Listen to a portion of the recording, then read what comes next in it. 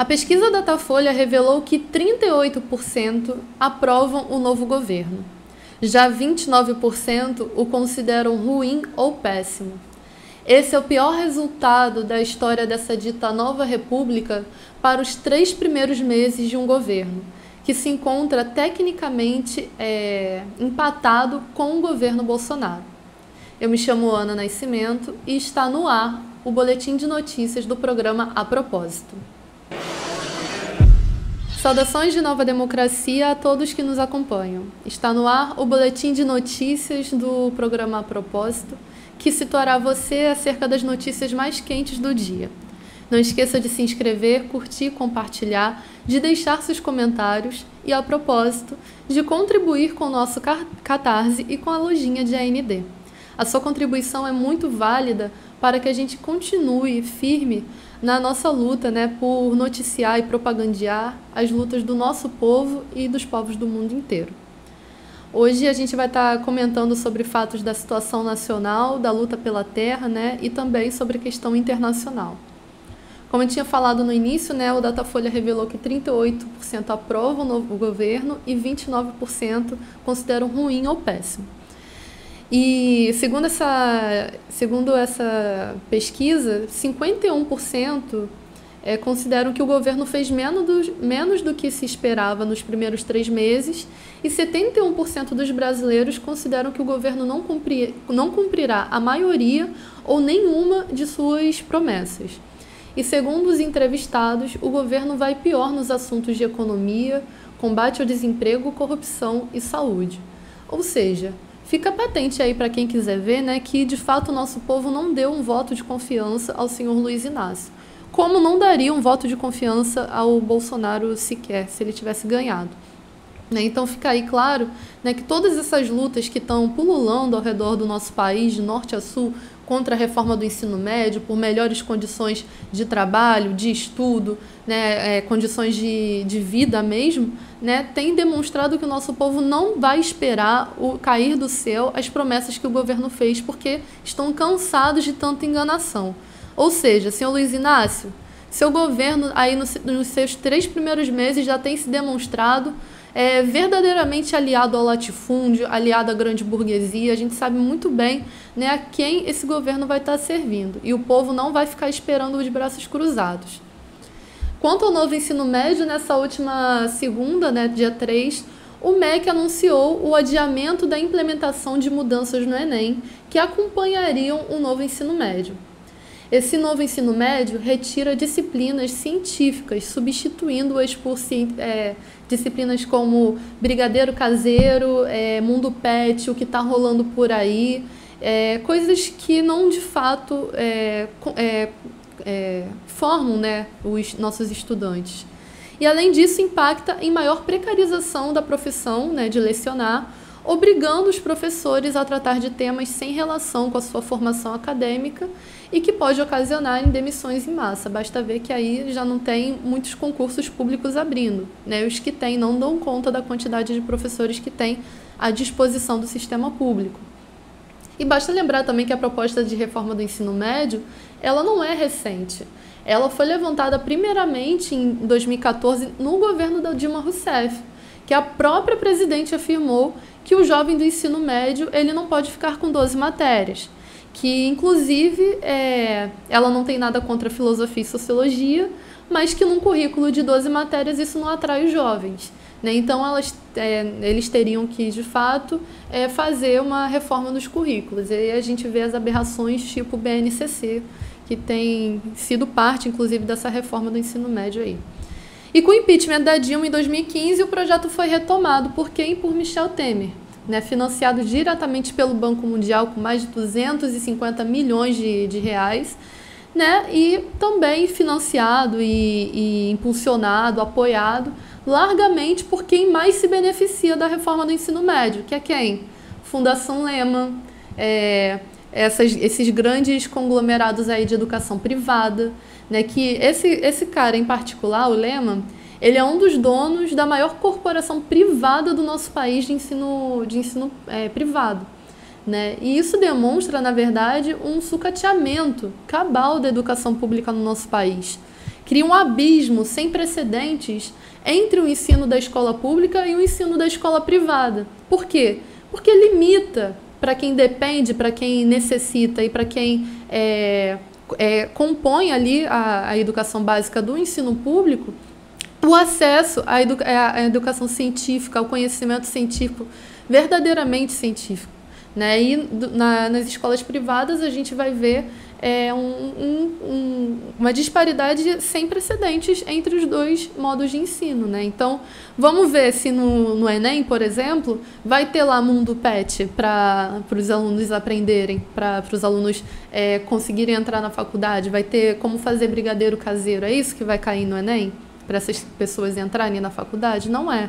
Então, demonstra aí um verdadeiro sucateamento, uma verdadeira precarização dos trabalhadores, do ensino. É por isso que tem pululado tantas lutas importantes. As greves dos professores, que têm tomado de norte a sul nosso país, as lutas estudantis que tomaram as cidades na semana passada, principalmente no Dia do Estudante Combatente. São lutas importantíssimas para frear essa reforma que não traz nada de bom para os estudantes, nem para os professores do ensino básico do nosso país. Passando o ponto, uma coisa também muito importante que aconteceu é que 250 camponeses ocuparam 3 áreas de uma usina em Timbaúba, lá em Pernambuco, com mais de 800 hectares de terra, como parte das chamadas tomadas de terra do Abril Vermelho, em homenagem aos 19 camponeses que foram assassinados durante o massacre de Eldorado dos Carajás, no Pará, em 1996. Né? E essas tomadas são continuidade das que foram realizadas nesses últimos meses, né? Que a gente já trouxe aqui, né? Que mobilizaram mais de 16 mil camponeses de norte a sul do nosso país. E uma coisa que chamou muita atenção nessa semana também é que o ministro da Agricultura, o Carlos Fávaro, em entrevista à Jovem Pan, no dia 31 de março, comparou as tomadas de terra realizadas pelos camponeses com a bolsonarada do dia 8, numa torpe tentativa de criminalizar a luta pela terra no nosso país. E ele, inclusive, também declarou ser favorável ao armamento dos latifundiários para que eles se defendessem das invasões de terra, né? Invasões de terra é o que ele coloca. Esse mesmo ministro, no dia 8 de março, foi responsável por pedir ao Tesouro Nacional cerca de R$1 bilhão para poder promover e difundir aí o agronegócio, né? Enquanto o ministro do Desenvolvimento Agrário, Paulo Teixeira, afirmava às lideranças camponesas que não tinha dinheiro para promover a reforma agrária. É uma contradição que escancara aí o verdadeiro caráter desse governo, que está se aliando cada vez mais ao latifúndio, não é nada de novo para nós, né? E mostra, né, a urgência da questão agrária no nosso país. Se essas pessoas estão tomando terra, é porque não tem terra para elas. É porque não tem terra para que elas produzam, para que elas sobrevivam. Ou seja, tem muita terra concentrada na mão de poucos. Mas, são 2% dos proprietários de terra no nosso país são responsáveis por serem donos de mais de 50% das terras. Isso é uma disparidade sem precedentes na história do nosso país. Então, é uma questão urgente a questão agrária e a gente tem que tomar isso com muita seriedade. Agora, passando para a questão internacional, uma coisa que trouxe muito rebuliço aí nesses últimos dias foi o fato de que ontem o senhor Donald Trump se apresentou ao Tribunal de Nova York porque ele foi acusado formalmente de ameaçar e subornar uma ex-atriz pornô às vésperas das eleições de 2016. Ele ainda tem nas suas costas cerca de 34 acusações relacionadas a fatos similares, suborno, enfim, coisas do tipo. Mas a questão central é que não está sendo tocada no ponto principal que ele deveria estar sendo acusado, que é a invasão do Capitólio do dia 6 de janeiro de 2021. Ele está sendo acusado de corrupção, de suborno na campanha eleitoral, de muitas coisas aí, mas o fato dele ter instigado diretamente que mais de 3 mil pessoas, seus apoiadores, invadissem o símbolo da democracia Yankee, não está sendo tocado nesse ponto, né, que resultou aí na morte de 5 pessoas.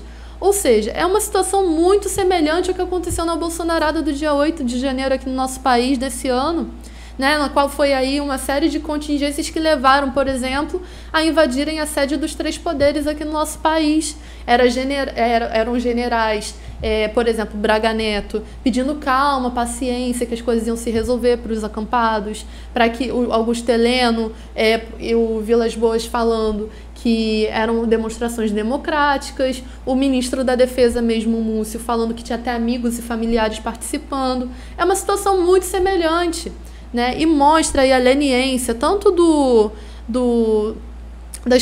poderes lá dos Estados Unidos quanto aqui do Brasil com esse tipo de ação, né? Então, ou seja, o Trump está aí sendo levado ao tribunal por subornar uma moça e, ao mesmo tempo, não é questionado sobre a sua do seu descarado incentivo aos ataques ao Capitólio. E, por fim, né, a entrada da Finlândia na OTAN, que também trouxe bastante rebuliço aí nessa última terça-feira, porque ela foi oficialmente incorporada à OTAN e tal feito foi em meio a essa escalada, né, da tensão da guerra na Ucrânia, entre a Ucrânia e a Rússia, né? No caso, né, a guerra de agressão da Rússia contra a Ucrânia. E isso representa um avanço, né, no plano de implementação de escudos antimísseis ali na parte do leste europeu, né, principalmente pressionando ali nas fronteiras da Rússia, que representa a fundo e ao cabo os interesses bélicos dos Estados Unidos na região do leste europeu para justamente enfraquecer o poderio bélico da Rússia, né, e pressionar e neutralizar a Rússia enquanto uma potência atômica, uma potência bélica ali naquela região. Ou seja, nada novo, né, no que está acontecendo de fato, né, a guerra ela tem escalado. Entretanto, uma coisa que a gente tem que demarcar é que não adianta o Zelensky depositar suas forças na OTAN, suas forças nos incentivos financeiros que está sendo dado pelos Estados Unidos. O que vai de fato acabar com a guerra na Ucrânia, que vai de fato derrotar a Rússia, que está promovendo uma guerra totalmente injusta contra o povo ucraniano, é que o povo ucraniano se organize, o povo ucraniano lute, né, confie nas suas próprias forças e não nas forças externas. Esse é o boletim de notícias de hoje, espero que vocês tenham gostado. Não esqueçam novamente de se inscrever, curtir, compartilhar, comentar e também de apoiar o nosso Catarse. Confere a nossa lojinha, tem muita coisa bacana por lá. Eu me despeço de vocês e espero vocês no próximo vídeo. Isso daí vai estar no YouTube, o bagulho é geral acessar e postar no Face, postar no Twitter, pra espalhar mesmo.